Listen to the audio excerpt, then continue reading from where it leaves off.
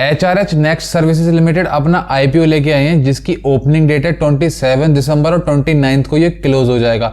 So in this video we will discuss कि यहाँ पर इसकी GMP क्या चल रही है, इसका आपको लिस्टिंग गेन कितना मिल सकता है, प्लस इसका एक कंप्लीट ओवरव्यू करेंगे IPO का, फाइनेंशियल्स, बाकी सारी चीजें भी यहाँ पर हम देखने वाले हैं, नेचर ऑफ बिजनेस वगैरह भी हम यहाँ पर देखेंगे।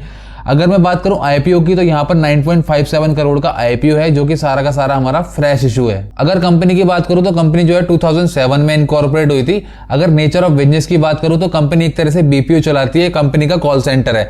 अब यहाँ पर क्या करती है कंपनी, जो है ना कॉन्ट्रैक्ट लेती है बड़ी बड़ी कंपनियों से और उनको सर्विस देती है। अगर मैं सर्विसेज की बात करूं तो यहाँ पे वॉइस सपोर्ट देती है, बैकएंड सपोर्ट देती है, चैट सपोर्ट देती है, उसके अलावा ईमेल सपोर्ट देती है। अगर एग्जिस्टिंग कस्टमर्स की बात करूं तो यहाँ पर कंपनी के पास मीसो है, भारत गैस है, वोडाफोन आइडिया है, उसके अलावा यहाँ पर कॉइनस्विच, कुबेर है, जस्ट मनी है, MG है, Cars24 है।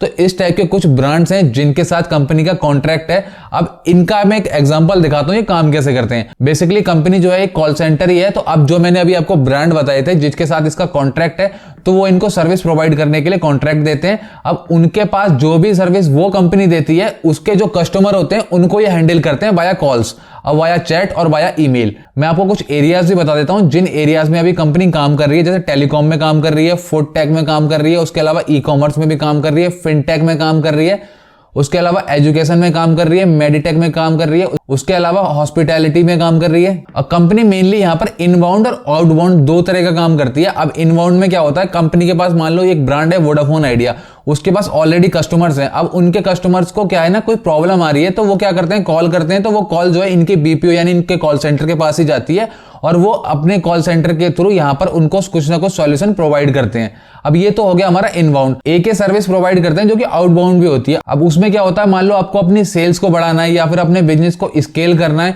तो उसके लिए भी ये कंपनी जो है ना हेल्प करती है। सो ओवरऑल कंपनी जो है इसी तरह की सर्विस यहाँ पर प्रोवाइड करती है। अगर फाइनेंशियल्स की बात करें तो एसेट्स जो थे 2021 में वो 12 करोड़ के थे, जो आज की डेट में अप्रोक्स 31 करोड़ के हो चुके हैं।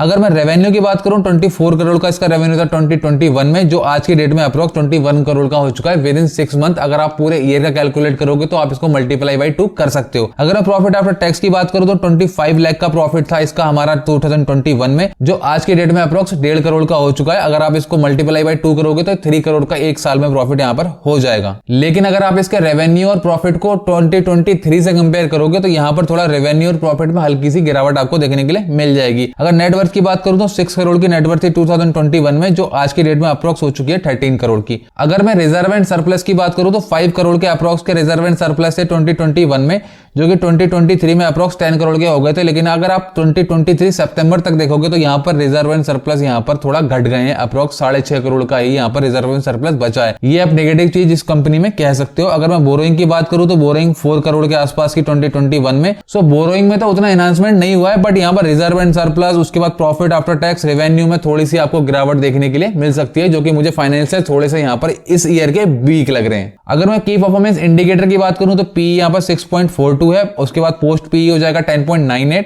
और मार्केट कैप जो कंपनी का रहने वाला है वो 33.14 है और ROE यहाँ पर 39.94 हो जाएगा और ROIC यहाँ पर 6.80 है, जो कि काफी कम है। अगर मैं बात करूं डेट टू इक्विटी 0.12 है और अर्निंग पर शेयर 5.61 है और रिटर्न ऑन नेटवर्थ यहाँ पर 33.29 है। अब फटाफट से एक बार IPO की डिटेल की बात कर लेते हैं। 27 को ये IPO ओपन होगा, 29 को ये क्लोज हो जाएगा। अगर मैं प्राइस की बात करूं तो 36 पर शेयर यहाँ पर प्राइस रखा गया है, ये एक फिक्स प्राइस है, कोई भी यहाँ पर बैंड नहीं दिया गया है। अगर मैं लॉट साइज की बात करूं तो यहाँ पर एक लॉट में आपको 3000 शेयर्स मिल जाएंगे और इसकी लिस्टिंग जो होगी वो NSE SME भी आपको देखने के लिए मिल जाएगी। और जो अलॉटमेंट होगा आपको 1 जनवरी को इसको अलॉटमेंट हो जाएगा और जो आपके डीमैट में अकाउंट में शेयर आएंगे वो आ जाएंगे आपके 2 जनवरी को और जो इसकी लिस्टिंग हो जाएगी वो 3 जनवरी को आपको लिस्टिंग देखने के लिए मिल जाएगी। So if you are in retail category, यहाँ पर आपको एक लॉट अप्लाई करना पड़ेगा मिनिमम, उसके लिए आपको देने पड़ेंगे 1,08,000 rupees. If you want to invest more than 1 lot then you will come under HNI category, यहाँ पर आपको 2,16,000 मिनिमम इन्वेस्टमेंट करना पड़ेगा। अगर शेयर होल्डिंग पैटर्न की बात करूं तो अभी 97.88% जो है वो प्रमोटर्स के पास है, लेकिन after IPO it will be 69.61। सो अभी बात कर लेते हैं GMP की या फिर लिस्टिंग गेन की, आपको एक लॉट पे कितना फायदा हो सकता है अगर आप इसमें अप्लाई करना चाहते हो तो उससे पहले मैं आपको यह बता दूं, मैंने एक टेलीग्राम चैनल बनाया है जिसपे आपको सारी अपडेट मिल जाया करेंगे, क्योंकि छोटी छोटी अपडेट्स के लिए यहां पर वीडियो नहीं बनाई जा सकती। जैसे ही GMP में कुछ चेंज होता है तो उसके लिए मैं वीडियो नहीं बना सकता, तो इस टाइप की सारी अपडेट्स जो है आपको मेरे टेलीग्राम चैनल पर मिल जाएंगी, जो कि बिल्कुल फ्री है।